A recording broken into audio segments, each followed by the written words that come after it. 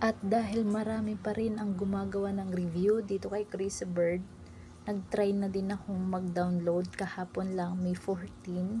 So susubukan natin kung legit pa ba to si Chris Bird. So ang maganda lang sa kanya kasi hindi siya madamot ng points magbigay.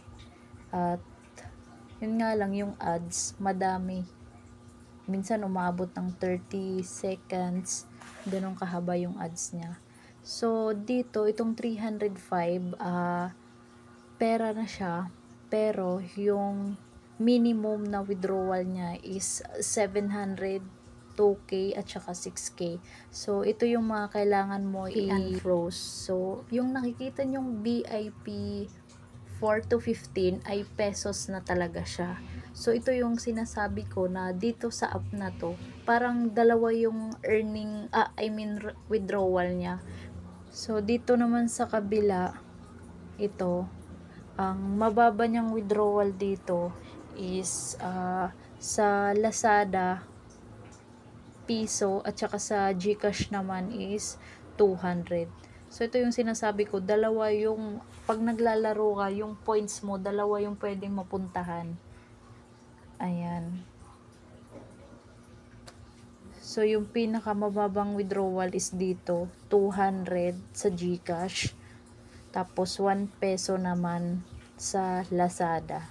So, dito naman, ito yung mga task na pwedeng gawin mo para mas malaki yung makita mo, ma-earn mo na coin or di kaya points dito.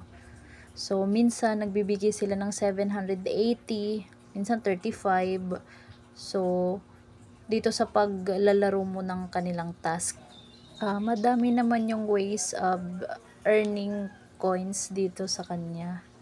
So pwedeng invite, tapos yung may invite mo, kung maglaro siya, umabot siya ng level 15, 5, 10, 15, meron ka ding porsyento doon sa in-invite mo.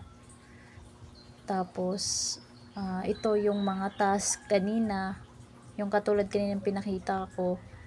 Tapos tatapusin mo lang, tapos yun, may dagdag reward, tapos coins na matatanggap ka.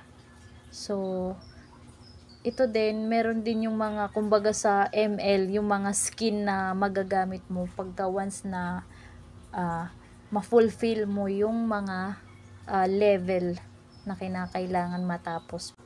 Yung iba nga dito, grabe sila maglaro, as in toda max talaga. Ayan, nakuha na nila yung tawag nito, na-hit na nila yung minimum na withdrawal. So grabe to si kuya, siya yung top 1. So sipagan lang sa paglalaro, medyo nakaka-enjoy din naman kasi papatalon-talon mo lang tong ibon na to, nakakatanggal stress din naman. Hindi mo napapansin yung points mo, medyo tumataas na. Minsan ako nagigigil din dito kasi nahuhulog na tong ibon na to. Medyo hindi pa ako marunong sa technique. So ayan lang, konting laro-laro lang. Wala naman kayong ginagawa. Kung may free time naman kayo, edi try na din laro-laro habang legit pa siya. Bali, by part 2 na lang guys kung makaka-withdraw pa tayo dito. Thank you for watching.